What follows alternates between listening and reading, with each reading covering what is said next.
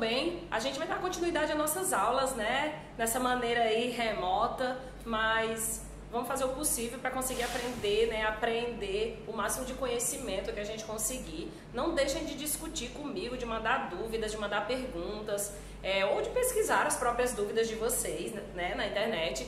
A gente vai falar hoje então do capítulo 7, a industrialização clássica 2, Estados Unidos. Então, a aula de hoje é para falar dos Estados Unidos. Vamos iniciar dando as características gerais desse país, que é a maior potência mundial, né? A primeira característica, então, que vocês estão vendo aí, é uma das maiores potências industriais do mundo, né? Competindo aí com a China, com o Japão, com os tigres asiáticos. Os Estados Unidos é uma das maiores potências industriais do mundo. Tem, indiscutivelmente, o maior parque industrial do globo, né, da Terra. A gente pode contar os Estados Unidos também com uma agricultura consolidada, a gente vai ver daqui a pouco sobre isso. Grandes reservas dos principais recursos naturais do mundo, grande reserva de carvão, grande reserva de petróleo, grande reserva de ferro, minério de ferro, entre outros. Mais da metade das 100 maiores transnacionais do mundo são estadunidenses e é indiscutivelmente a maior potência militar do mundo, né? Então a gente vai falar desse país e do seu processo industrial e da sua localização industrial. Bora pra frente. Bom, gente, pra gente falar, pra gente compreender como é que os Estados Unidos se tornam uma das maiores potências industriais do planeta, vamos primeiro entender a sua formação territorial e econômica. Vamos prestar atenção nesse mapa. Esse mapa, ele vai trazer o mapa da Guerra da Independência de 1776 a 1803. Observem, a gente vai falar exclusivamente nesse primeiro momento das 13 colônias. Essa parte que está em rosa aí, dizendo 13 colônias, é por aí que se inicia o processo de colonização dos Estados Unidos, vindo da Inglaterra, tá? E essas 13 colônias, elas são basicamente divididas em colônias do norte e colônias do sul. Vamos entender as suas características. As colônias do norte, então, elas foram colonizadas por protestantes europeus, né? Que tinham o ideal de liberdade, de individualidade, também de trabalho, dentro da sua ética protestante. Foi uma colonização de povoamento, né? O que significa dizer que não tinham a intenção de explorar o território, mas de povoá-lo, né? De fazer com que esse território se desenvolvesse. E com tudo isso nós vamos ter uma mão de obra livre, uma mão de obra voltada para o comércio local, para o desenvolvimento econômico local, baseado na pequena empresa e na produção para o mercado interno, certo? Diferentemente das colônias do sul, né, que teve um modelo de colonização de exploração, ou seja, se estabelece então nessa região grandes latifúndios com o objetivo de explorar a terra e de exportar, né, para o comércio, no comércio entre colônia e metrópole. Vale lembrar que foi um processo de colonização baseado no trabalho escravo e também na monocultura. Tá? Então, essas 13 colônias, né, divididas aí nesses dois grupos diferentes, de se organizarem diferentemente, leva o país a ter nessa região norte aqui, uma área de industrialização que se industrializa primeiro, né, junto aos outros fatores, do que as colônias do sul, tá? Outra coisa importante para a gente entender o processo de industrialização dos Estados Unidos é a importância que teve o papel da imigração. Inicialmente nós vamos ter a imigração europeia, né, que já conta com a mão de obra especializada, lembrando que na Europa o processo de industrialização ocorre antes, no Reino Unido, bem como na França, né? Ocorre antes dos Estados Unidos, então esse imigrante europeu ao chegar nos Estados Unidos, ele já vem compreendendo um pouco desse processo industrial, do que é ser trabalhador da indústria. O que compõe também a população dos Estados Unidos é uma leva muito grande de negros vindos escravizados e que depois da sua libertação vai compor a multiculturalidade deste povo, que é imensa, junto com os latino-americanos, né, que vão compor aí 15% da população estadunidense, forma esse povo, né, que vai aí contribuir com a sua mão de obra, mesmo que não seja qualificada como a europeia lá até 1920, mas ainda assim uma mão de obra barata e abundante, né, que vai contribuir aí nesse processo de formação territorial e multicultural e populacional dos Estados Unidos, certo? Bom, quando se inicia o processo de industrialização, então, deste país, que é a maior potência mundial, né, que é uma das maiores potências industriais do mundo, Como é que os Estados Unidos ultrapassa a Inglaterra, que inicia, né, ou seja, o Reino Unido, que inicia o processo industrial, que é o pioneiro no processo de industrialização, ou a França, né, que vai ser os dois grandes países, Inglaterra e França, os dois grandes países industriais antes dos Estados Unidos. Como é que os Estados Unidos ultrapassa esses dois países, né? Todo esse processo de industrialização dos Estados Unidos teve início, então, na Guerra da Secessão, que vai aí no século XIX,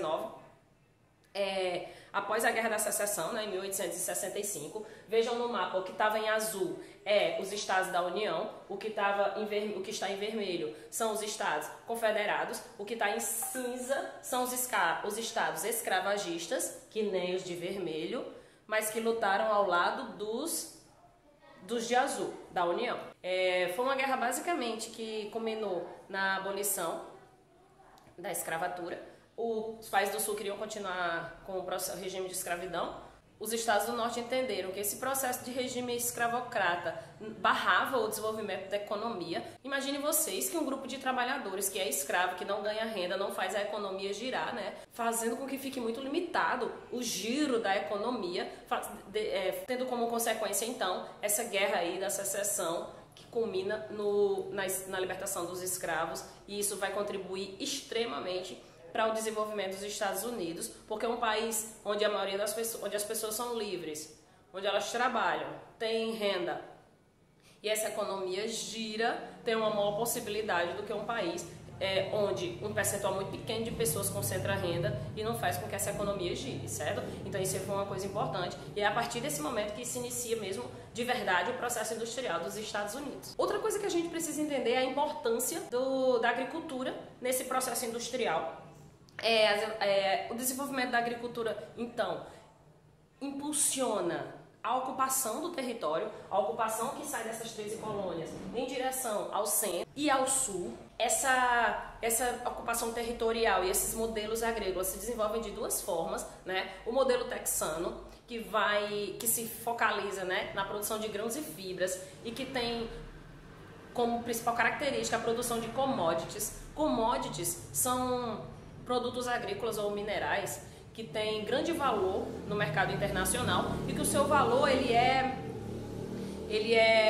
dado não por quem produz, mas pelo mercado mundial mesmo, né? Pela lei da oferta e procura do mercado mundial. Isso é uma commodity e esse modelo texano ele se especializa nessa produção, né? Já o modelo californiano, que é baseado na pequena propriedade rural, ele se especializa em mercadorias de atenção especial, que a gente chama de mercadoria de atenção especial, uva, vegetais, né? Que precisa de um cuidado maior, que se estraga com maior facilidade, e tendo então esses dois modelos de desenvolvimento agrícola nos Estados Unidos, né? Vale lembrar, a gente já falou isso no ano passado, tô só relembrando, tá? Que os Estados Unidos têm como característica a região agrícola, a área agrícola dos Estados Unidos, tem como característica ser a mais moderna e a mais produtiva do mundo, tá? A produção tanto para o mercado interno como para o mercado externo. Nós vamos ter aí os Estados Unidos como grande exportador de muitos dos itens alimentícios do mundo, como o milho, por exemplo. Não só isso, claro, mas só um exemplo. Nós vamos ter um país marcado tanto por pequena e média propriedade familiar, como por grandes propriedades agroindustriais, né, do agronegócio. Nós vamos ter um trabalho assalariado, temporário, no período de colheita. Nós vamos ter, que é característica básica, mesmo nas pequenas propriedades familiares, a presença da mecanização do campo, da biotecnologia, né, dos estudos voltados para o desenvolvimento agrícola, não só nas grandes propriedades rurais, que é como a gente vê aqui no Brasil, né, cuja pequena propriedade é marcada pelo atraso. Lá nos Estados Unidos não, né, tem todo um incentivo para que essa pequena propriedade também tenha uma alta produtividade baseada na tecnologia. E a industrialização do campo, que vai marcar, então, mais um ponto no processo de desenvolvimento da industrialização deste país. Aí são cinturões agrícolas, né, para vocês perceberem que os Estados Unidos têm uma especialização da produtividade, né? Vocês podem dar uma pausa no vídeo para olhar bem direitinho o mapa. Uma área especializada na pecuária, uma área especializada em algodão, outra em milho, outra no leite, né? Enfim, a especialização da agricultura nos Estados Unidos. Bom, resumir para entender, né?